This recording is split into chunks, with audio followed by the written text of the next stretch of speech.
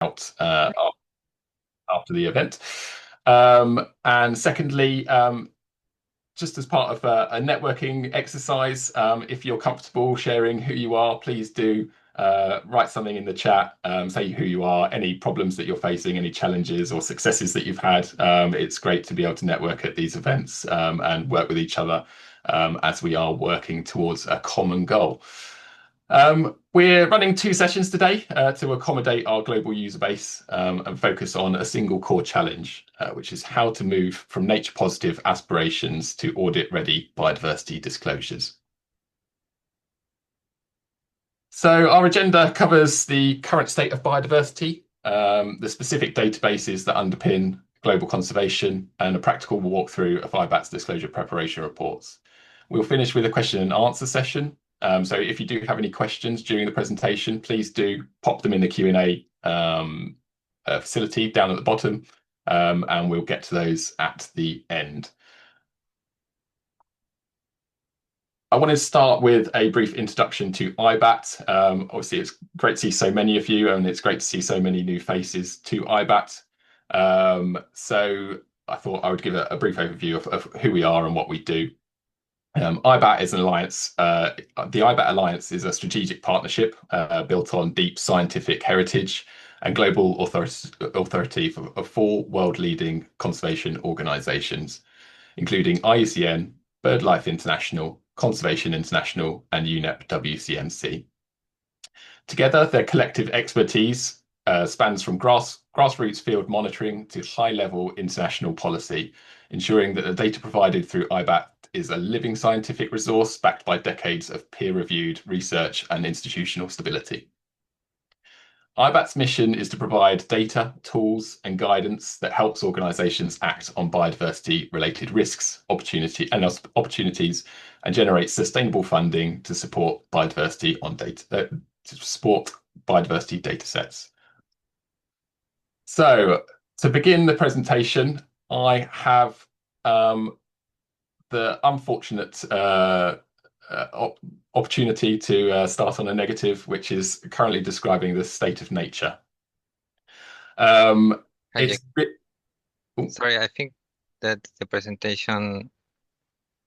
Are you showing the presentation, the slides? Great. Apologies, everyone.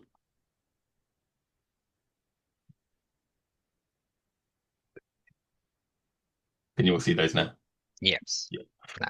Apologies, everyone. So yes, it's vitally important that we understand the scope of what is happening to the planet's biodiversity. Over the past 5 decades, global wildlife populations have declined by an average of 69%. As many as 1 million species are currently at risk of global extinction.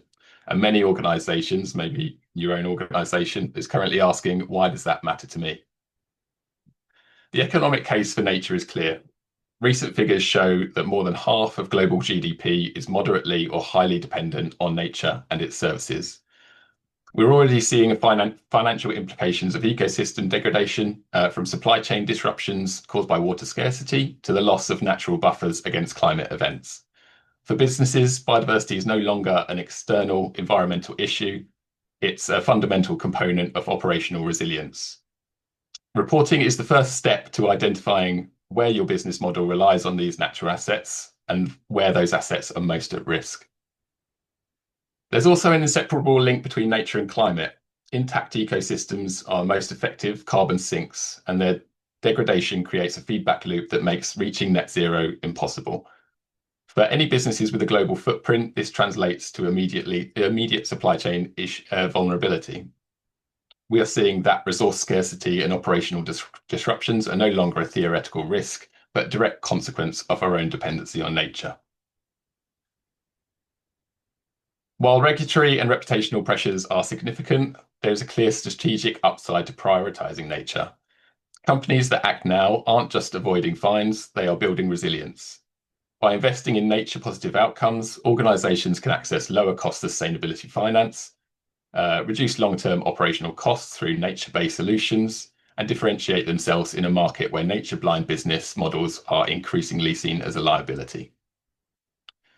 The shift we now need is a move away from a vague sustainability goals towards targeted science-based interventions. We must be able to demonstrate measurable outcomes if we are to reverse these trends and ensure long-term business continuity and economic resilience. This is about transforming a compliance requirement into a competitive advantage. So I'd now like to hand you over to Gonzalo, who will be able to take you through the regulatory landscape.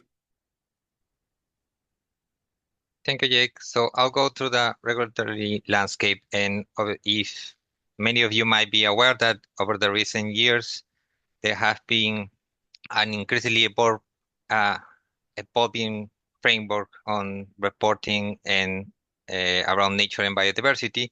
And that has led to development of multiple frameworks and standards that are there to guide how organizations assess, manage, and disclose their nature-related risks, dependencies, impacts, and opportunities. In this slide, you can see many of the frameworks that are widely recognized. And in many cases, IBAT is explicitly referenced as a recommended tool for the adoption of those frameworks. And when IBAT is not directly mentioned, the biodiversity data sets within IBAT are recognized as credible indicators to support alignment and demonstrate progress on those frameworks and standards. For the purpose of this presentation, we'll focus on the Task Force for Nature-Related Financial Disclosure, TNFD, the Corporate Sustainability Reporting Directive, CSRD, and their dedicated standard, the European Sustainability Reporting Standard, ESRS, and the Global Reporting Initiative, GRI.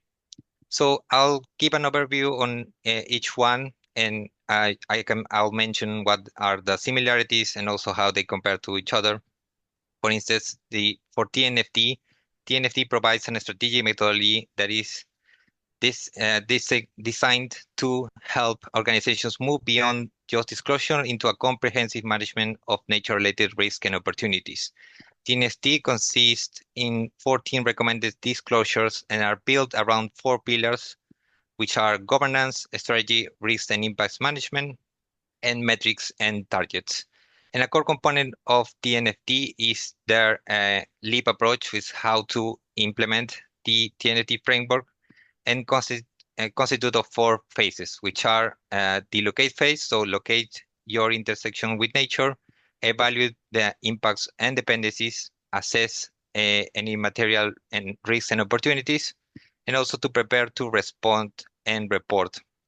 And a key step within this LEAP approach for anyone trying to adopt this framework is the locate phase, which allows you or requires you to locate your intersection with nature. And for that, having geographic data becomes critical. And next up, we have CSRD. For CSRD represents some major mandates that includes biodiversity in disclosure is mandatory under EU law, and any of the large companies and listed SMEs that operate in the EU must now treat biodiversity on the same level as they treat financial reporting. And it was designed to have a more standardized way to have that ESG reporting for companies.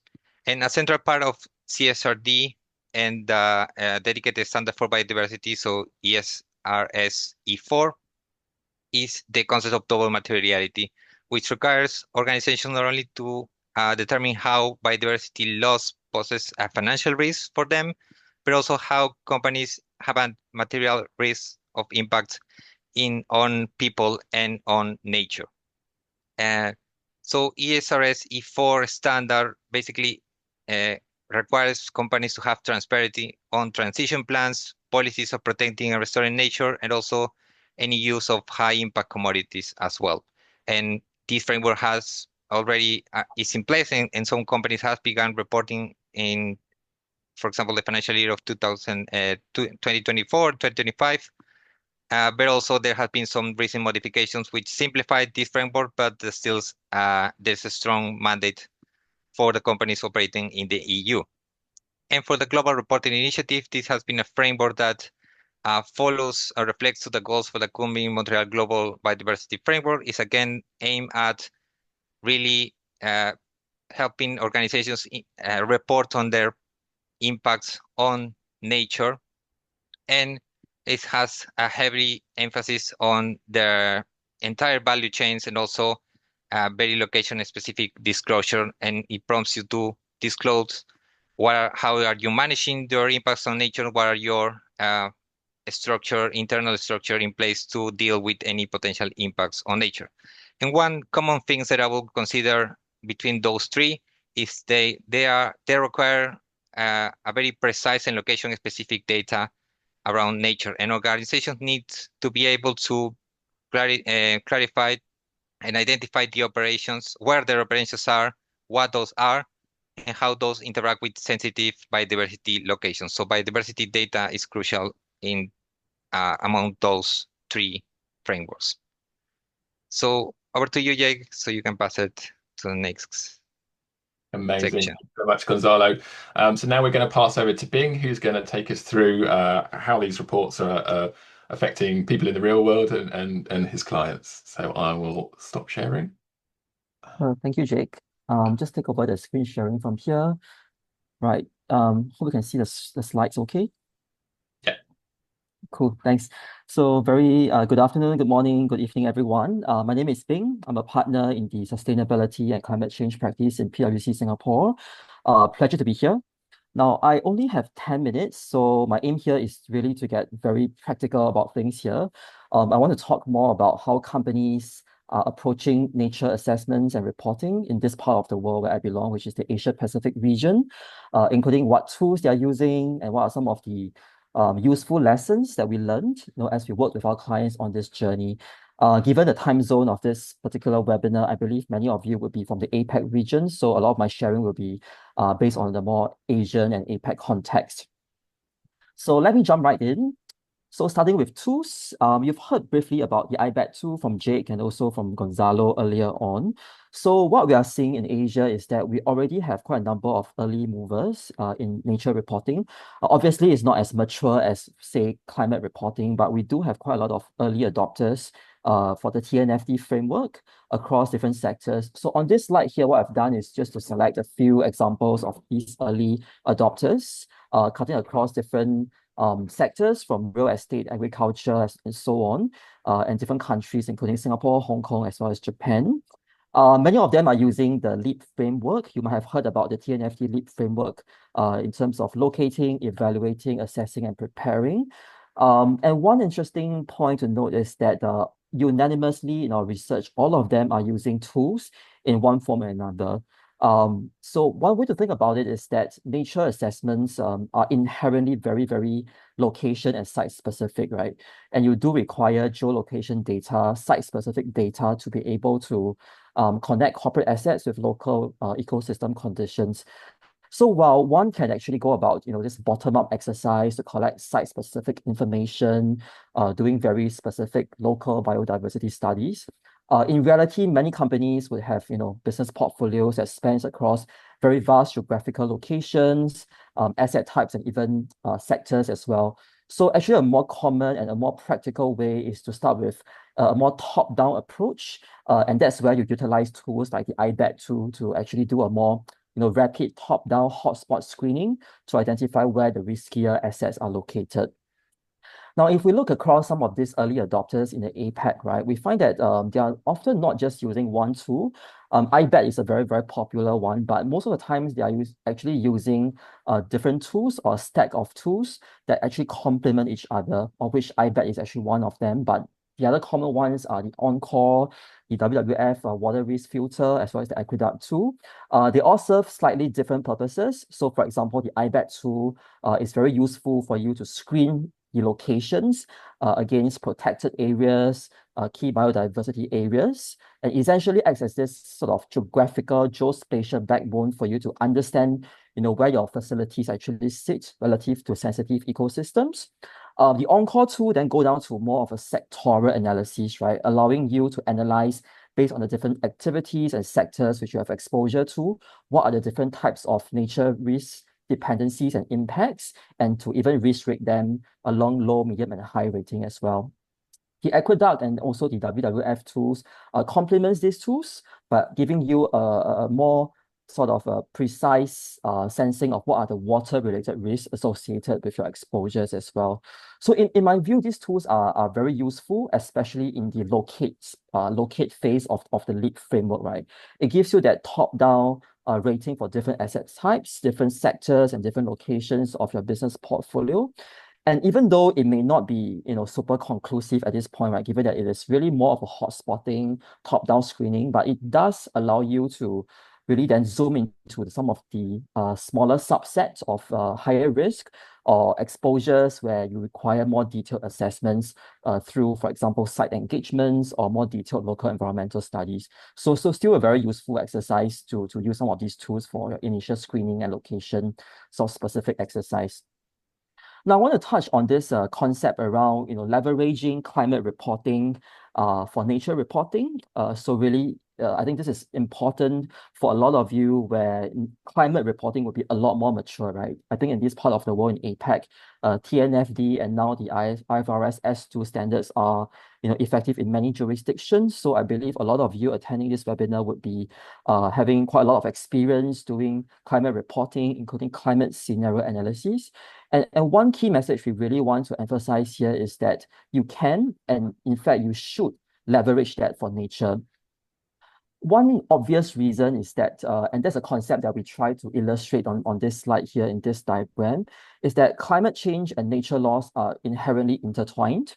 So for example, climate change undermines ecosystem services. It causes degradation of ecosystems, and this in turn can amplify climate risk as well.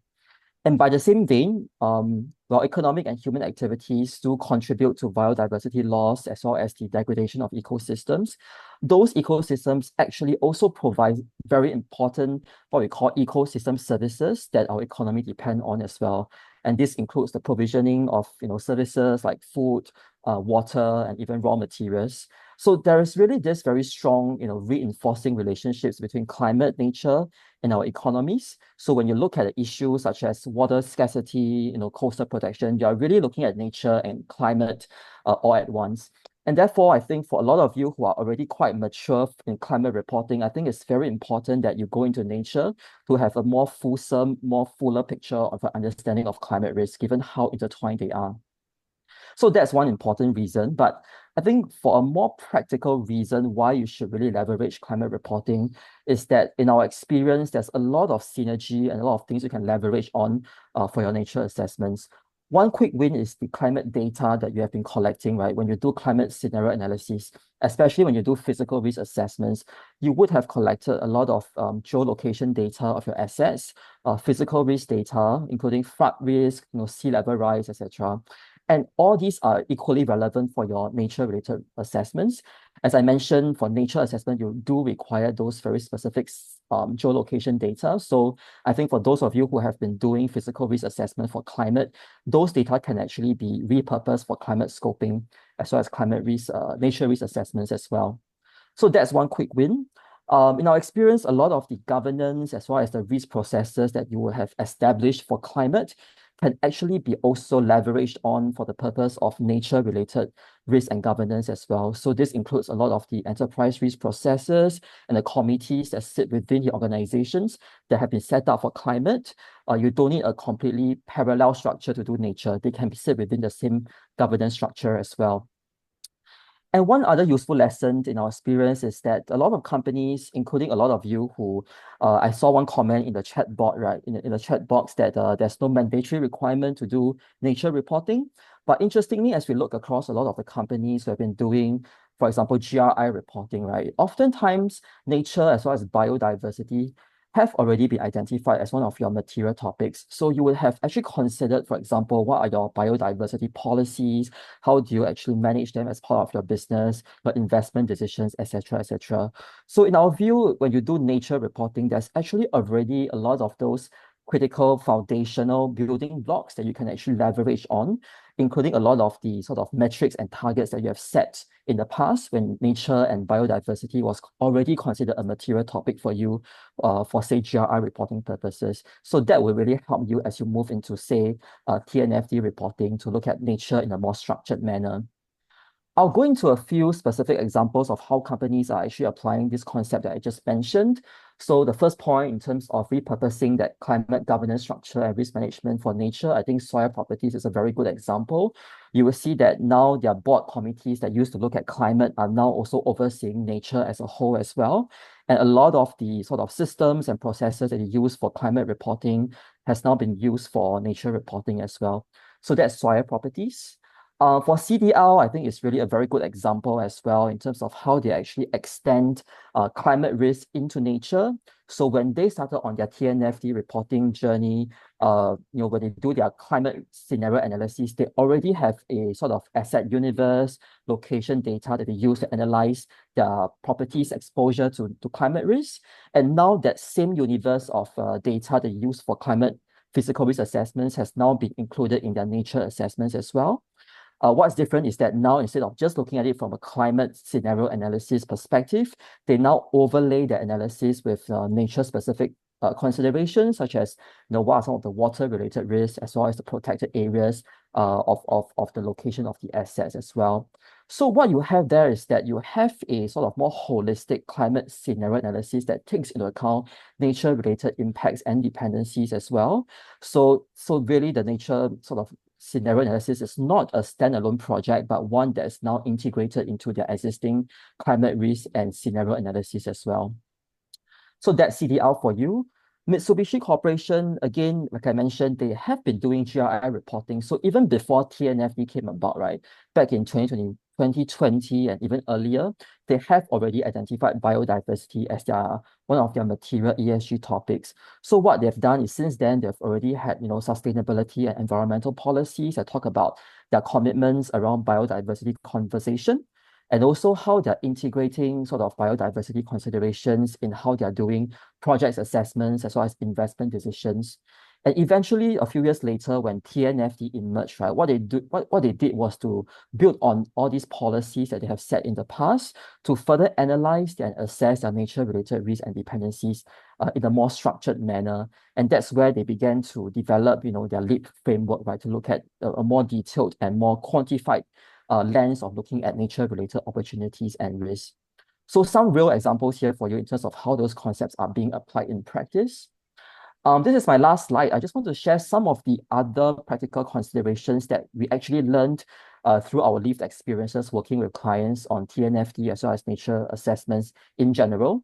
I shared one important tip, which is really to start with your climate assessments and building upon that. But there are a few other things that I think we can think about as well. The first thing is that we talk a lot about LEAP, right? The LEAP framework by TNFD. But in our view, I think before we actually LEAP, we should learn to sleep. And this sleep actually starts with scoping, which is the S in the sleep.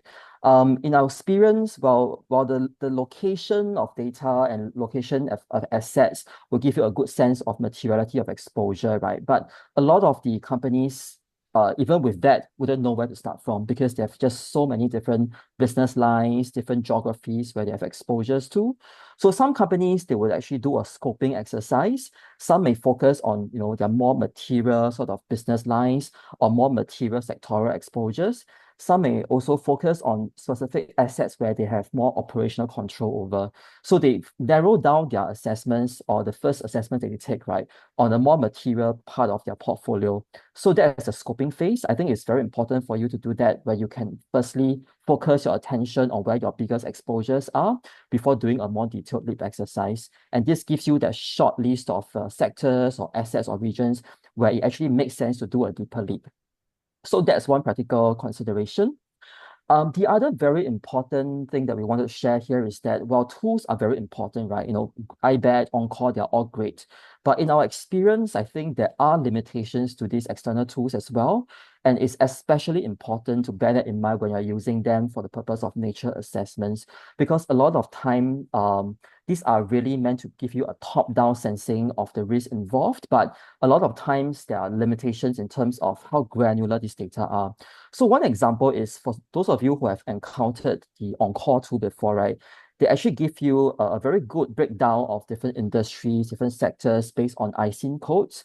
And they give you a mapping of each of these ICIN codes, right? What are the sort of risk rating based on dependencies and impacts from a nature perspective? So you can actually do a very quick and dirty assessment, right? By mapping the ICIN codes of your assets to these risk ratings in Encore. But as we actually applied this mapping to our clients, we actually found that a lot of the results don't really make a lot of sense. In the first instance, if we just blindly, follow the mapping, it may not really be reflective of the genuine nature or the business reality of these assets. And you may actually need to override some of those risk assessments as well. And that's really because the ICIN code will not really give you a very precise mapping to some of the very asset-specific characteristics. So that's something that's very important to bear in mind. While these tools are important, but you do need to triangulate that with actual understanding of the business and also the realities of the assets on the ground as well. So that's the second point. The third point is, I think when we think about nature, right, I think it's very important to think about it as more of a double materiality concept, which you might be familiar with if you're doing, let's say, CSRD reporting, which does require that double materiality view. Double materiality in nature's context means that you have to look at both the impacts of your operations, your assets on the environment, but you also consider your dependency on nature as well. I think generally in our experience, the nature impacts are a bit more well understood. Companies have been very conscious about what are some of the impacts they cause on the environment, including on nature as well, right? But in terms of how dependent they are on ecosystem services, this is something that can be a little bit more abstract, for companies for making a start in nature reporting. So I think one of the way we try to advise our clients for making a start, right, is to think about it in terms of water, right? So for climate, I think if you're familiar with climate reporting, usually we use carbon price or carbon as a proxy for climate-related risk, right? And in the same vein, I think you can think about water as one of the very practical proxy for nature-dependent risk, dependency risk as well, because depending on water price, water dependencies, it could significantly affect your business financially. So water is really a very important nature. Of course, it's not the only measure for nature risk, but to us, it's a very important proxy. So I think to start thinking about nature dependency, water could be a very useful proxy for you to make a start. And there are tools like the WWF tool that gives you a very good sense of water dependency risk. The final point I want to make is that when we look at nature assessments, it's logical for us to go beyond your direct operations to look at your value chain as well, right? Because that's where a lot of your impacts and dependencies would naturally manifest. But it can be really quite daunting to undertake a full value chain nature assessments in the first instance because it can be really, really wide and vast for most companies as value chains are. So in reality, what we see working is actually more of a phased approach, starting with your own controlled operations where you probably have the most data and more influence, using tools like IBAT to understand your exposure for those assets that you control and you operate. And after having done that learning and initial understanding of the methodology, you can progressively look at your value chain, starting perhaps with your upstream supply chain. Because in our experience for companies who have been looking at, say, climate assessments, right, you would have quite a lot of data around, say, your suppliers when you do your scope 3 analysis. So upstream supply chains is something that you could probably make a start with as you venture beyond your operations to look at your supply chain for nature-related risk assessments. So that's the end of my very short sharing. I'm very happy to take questions later on during the Q&A segment, but I hope you found this useful. Yeah, back to you, Jake. Amazing. Thank you so much, Bing. I will start sharing our screen again. So I'm going to hand over to Gonzalo to talk about the IBAT data that goes behind our reports and how it impacts the various frameworks and regulations. Great. Thank you, Jake. So hopefully after that, you have seen that nature is very complex and you need to consider different aspects of nature. So to give you an overview on what's the biodiversity data within IBAT, we have 3 core main data sets, and those are the World Database on protected and conserved areas.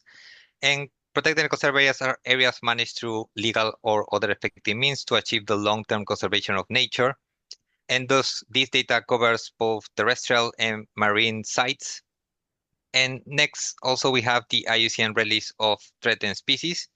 This is a dataset that has been around for nearly 60 years. It is called the Barometer of Life. It is the most comprehensive data of a species extinction risk, and not only has information on this status of risk extinction, but also information on where those species are located, what are the known threats for those species as well. And last but not least, we have the World Database of Key Biodiversity Areas. And key biodiversity areas are the most important sites around the world for habitats and species and contribute to the global persistence of biodiversity. And again, covers terrestrial, freshwater, and marine ecosystems. Those three datasets has contributed, for example, as a good metric for the Sustainable Development Goals, the Kunming-Montreal Global Biodiversity Framework, and in the context of these reporting standards and frameworks are used, for example, to identify any sensitive locations for biodiversity.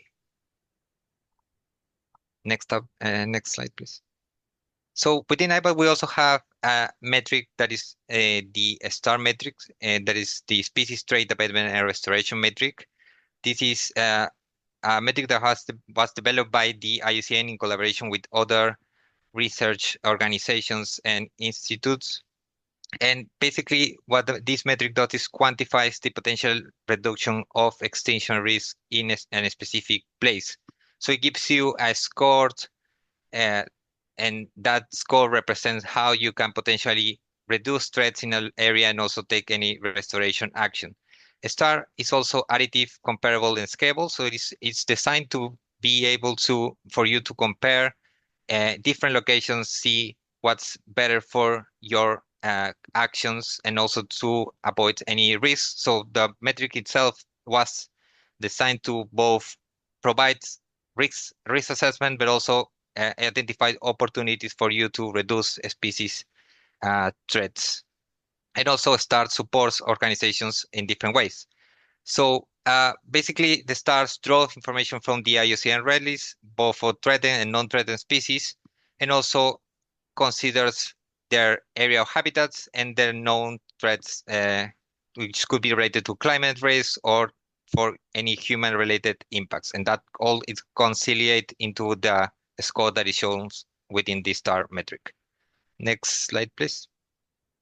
So overall, IBAT data helps to support the different frameworks and standards. There has an element also in supporting any reputational risks that you might have for potentially impacted protected areas, key biodiversity areas. Also accounts for any expansion of these areas if you are aware of where those could be placed in the future. For any financial requirements for lenders and investors, it's also important for them to know that you are complying with different standards and frameworks and are aware of your potential biodiversity impacts. And it helps you allocate your resources in terms of protecting and restoring nature-related elements. So yeah, I'll pass it on to Megan and Jake. Fantastic. Thank you, Gonzalo. Yeah, as Gonzalo just said, I'm going to pass it on to Megan, and she's going to talk you through our disclosure preparation report and the other reports that we have available in IBAT. Awesome. Thanks, Jake. Thanks, Gonzalo and Bing, for the presentation earlier. So hi, everyone. As Jake briefly introduced, I'm Megan. I'm a program officer and I'm based in Singapore. So after hearing a lot about the wider biodiversity reporting landscape, how nature reporting can be built upon climate reporting, and some of the ways that IBAT can support reporting, I'll now walk you through one specific feature of the platform in more detail. So something called the Disclosure Preparation Report, or the DPR. So the aim of this section is to just briefly show you how the DPR can take you towards the first step, a practical step into nature reporting. So that's whether you are getting started with TNFD, beginning your biodiversity risk screening across your portfolio, or even prioritizing sites where you may want to focus more detailed analysis on. The Disclosure Preparation Report is designed to help organizations identify and prioritize sites that may be sensitive from a biodiversity perspective. So it was developed specifically to support our users with alignment towards TNFD, GRI, and the EU CSRD. But as we know, various nature-related reporting, such as CDP, increasingly aligns with each other, so the DPR outputs can be used more broadly beyond just TNFD, GRI, and CSRD. So each DPR download includes a small set of PDF summaries alongside a single Excel file that contains the underlying data. So I'll briefly walk through some of the examples in the later slides. So building on Bing's point where he talked about how we can use data collected through climate reporting to nature reporting, some things that came to mind was things like location data from your suppliers, and of course, location data from your direct operations. All of these would be super useful when you're looking at nature reporting. And one key feature of the DPR is that it has scale. So a single DPR report can allow you to screen up to 1,000 sites at once. So it's making it particularly useful for portfolio level assessments. One of the most common questions we receive from our IBAT users relates to buffers. So specifically how they are defined and how buffers are applied. So the buffer methodology used in the DPR was developed alongside a project led by our alliance partner UNEP WCMC. So within the report, the site types are grouped into 4 categories, covering a total of 11 different site types. So each site type has an associated predefined buffer based on scientific guidance. When uploading your site, users would be able to select the most appropriate site type from a drop-down list, and then the corresponding buffer is automatically applied in the analysis of protected areas, KBAs, and also the IUCN red list. So if you have a site type that is not listed here, users will also have the flexibility to define their own custom buffers. To support alignment with TNFD and GRI, the DPR follows a 2-stage approach. So stage 1 here focuses on identifying whether or not a site is located in or near an ecologically sensitive location. Here, the analysis focuses on areas important for biodiversity, which is one of the 5 TNFD reference points. So because the framework do not define in or near in a spatially explicit way, IBAT applies a consistent interpretation using overlaps with protected areas and key biodiversity areas, as well as maximum star values at each site. So based on this data output, sites are classified as ecologically sensitive or not, and this can be directly relevant to the L4 phase of locate within the LEAP approach in the TNFD framework, or even within the GRI 1014 and 1015 of the biodiversity standards. Stage 2 then focuses on the prioritization bit. So for example, if you have a portfolio containing 1,000 sites and 600 of them are identified as sensitive, investigating all 600 in detail may not be as realistic. So to support decision making, the DPR assigns significant scores to each of the sensitive sites. So these scores would be able to help users focus attention on those sites that are likely to be of higher biodiversity importance based on IBAT's datasets. This allows organizations to move ahead from screening to prioritization and then decide where more detailed assessment or action may be needed. The PDFs in the DPR summarizes these results visually using tables and charts like you can see on the slide to show how sites perform across the 2 stages of analysis. Just to note, the methodology here focuses on TNFD and GRI. The analysis in alignment with CSRD has a slightly different definition of sensitive locations. I will not go through them today, but you can go online to download our sample report to have a look on that. So for sites identified as sensitive, the report also includes individual maps, and these maps shows the site location, its area of influence, and proximity to nearby protected areas and key biodiversity areas. So these maps are particularly useful for helping users visualize the results and can also support both internal discussions and external communication at a granular site level. For users who want even more details, the Excel file provides a more granular view. So one key tab summarizes results for each site, including whether it is considered an ecologically sensitive location under TNFD, GRI, or CSRD, alongside summary counts of protected areas, KBAs, and the IUCN Red List of threatened species. Additional tabs are then listed, and they are available for protected areas, KVAs, and species within the area of influence. So for example, in the protected areas tab here, the list includes all protected areas found at each site and its area of influence. Additionally, it also includes the overlap area between the protected area and the site's area of influence, as well as the distances of each protected area to the site itself. The disclosure preparation report is one of the 6 report types available on IBAT, and it's often used alongside other reports.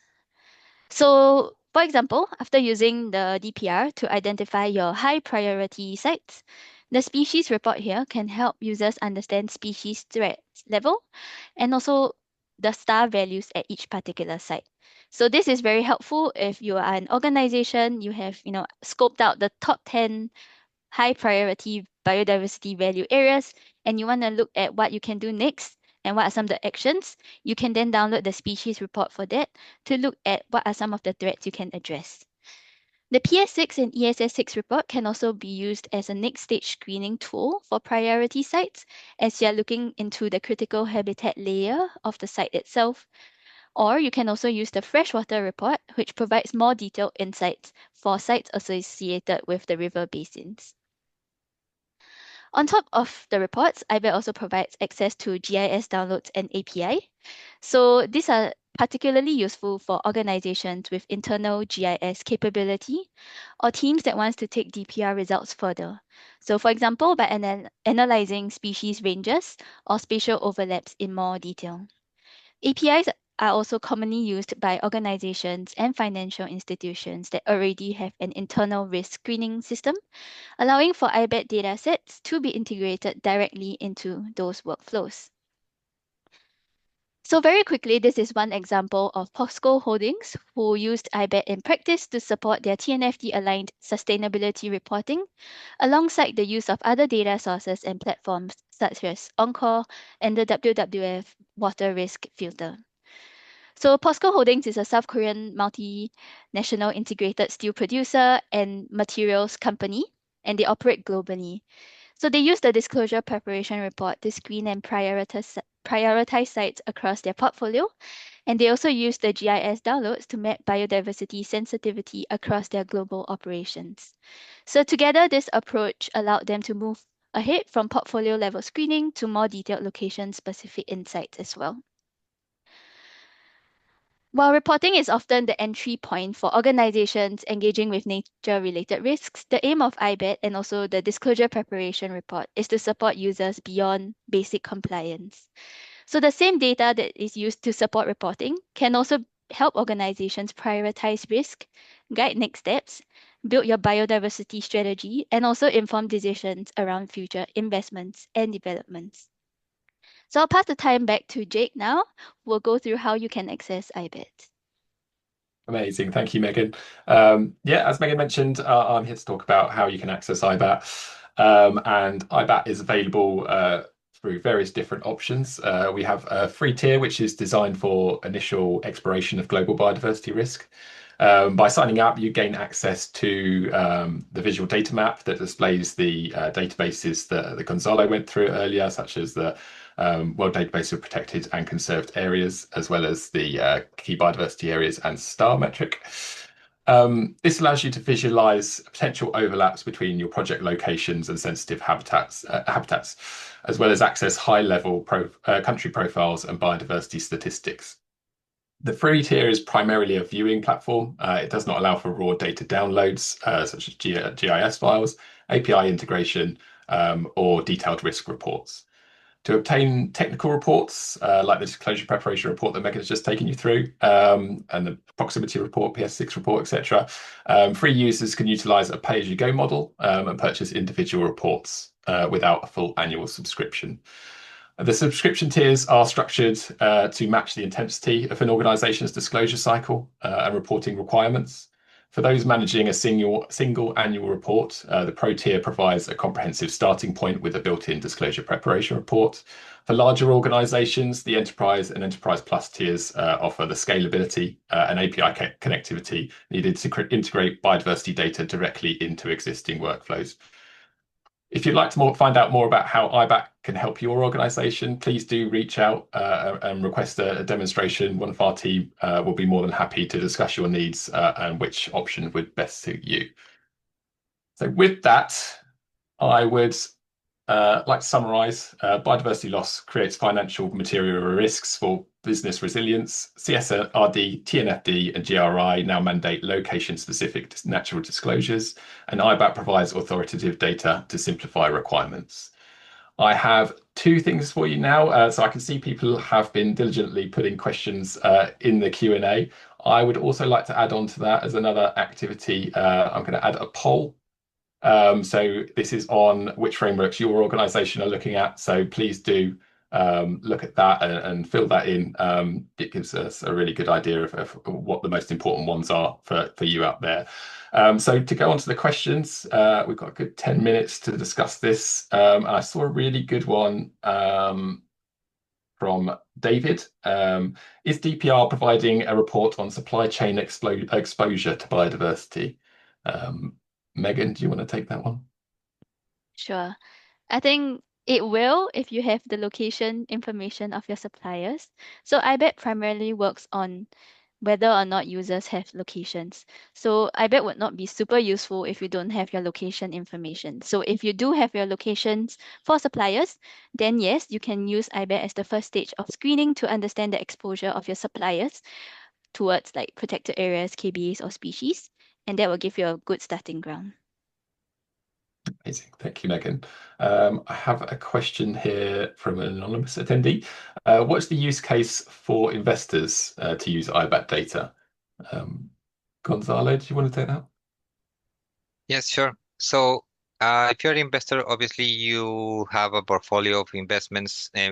Most investors look at the risk screening throughout those portfolios and also to screen for any, for example, impacts on biodiversity along the lines of the recommendation from the frameworks for different standards. For example, for the International Finance Corporation, the PSC, the Performance Standard 6, and also to do any due diligence on any potential investment that they want to include in their portfolios. That's how they mostly use the data and look to be aligned with the same, even if they are not rigidly following the frameworks, they extract some of the recommendations from those frameworks as a proxy for their investments and how they evaluate their risk. Thank you, Gonzalo. I saw a really good one here, and it's really important to bring this distinction. IBAT, so just to understand correctly, IBAT can be used for both a screening of sites for the scope, as well as a more detailed analysis in L4 for TNFD. Megan, did you want to cover that one, or Bing? I can start and Bing just jump in as well, because I think it goes into broader beyond IBAT. So yes, you can use it in multiple ways. So you can use it. So for example, the disclosure report, let's say you have a number of sites that you want to look at before scoping. You can use the disclosure report to find those of high priority. And maybe of those high priority, those would be your scoped out sites that you can then use. Next, go into the Excel, look for specific protected areas, look for specific species, identify which protected areas or KBAs might be impacted most by the site type. So if it's a mining location, for example, and you have a protected area directly at the mining site, then that would be of higher impact compared to, let's say you have an office location with a protected area 10 kilometers away. The extent of impact is quite different in that sense. So you can use it to scope out the high priority locations. And then once you have that scoped out, you can then look at it more deep dived. So Bing, if there's anything you wanted to add on. Yeah, so I think Megan is right. I think it's very useful for scoping out in terms of your potential exposure to key protected areas and biodiversity sensitive areas. I think that's the key sort of measure here. Of course, there are other considerations, including water risk, which I don't think is covered here. So that's where you might have to overlay that with some other assessments as well. But as an initial sort of screening and hotspotting, that's a useful start. Yeah. Amazing. I saw a really good question earlier on the comments about how biodiversity data is standardized across the reporting standards. Megan, we spoke about this last week. I don't know if you want to take that or Bing again. Yeah, again, I can just start and then Bing just jump in after. Um, yeah, I think the main problem that we see is that, for carbon, we look at CO2 as a metric of comparison or a metric of measurement. For nature, there's so many different metrics that you can look at. So do you look at species? Do you look at the site level? Do you look at water? Do you look at the soil, etc.? So there are so many things. So I think when we look at different guidelines or frameworks, so one example would be the IFC Performance Standard 6. That is one of the biodiversity guidelines or frameworks that is considered as best practice in many industries and organizations. So even if a company or a financial institution is not, getting loans from IFC or the World Bank, the mining industry, for example, they do use the IFC PS6 as a guidance when they are looking at best practice for biodiversity standards itself.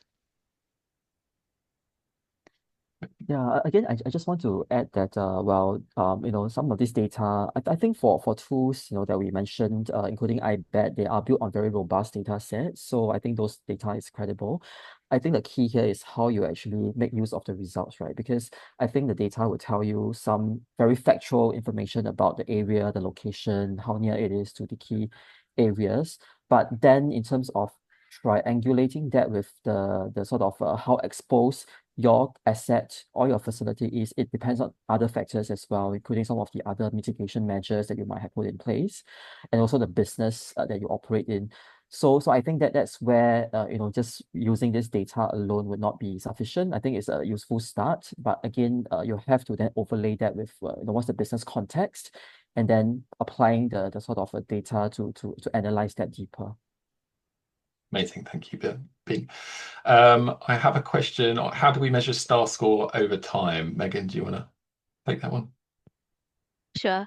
So currently on IBAT, we have something called STAR, but it's something called estimated STAR, which is basically based on the global IUCN Red List of threatened species. It currently takes into account the terrestrial birds, amphibians, mammals, and reptiles.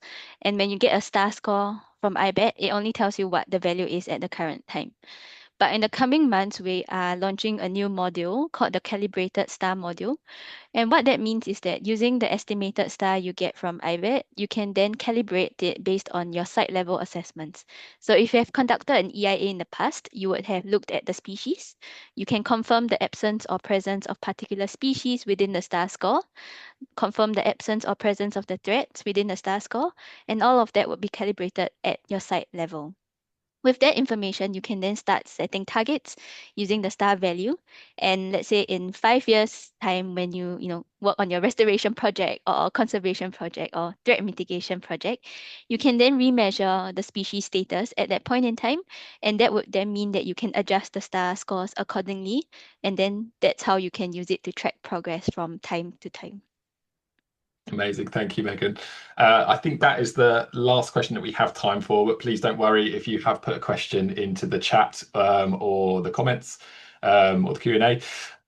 We will be doing a full report on those and trying to answer as many as possible and sending those out on an email next week, along with some other resources that might be able to help you in your reporting journey.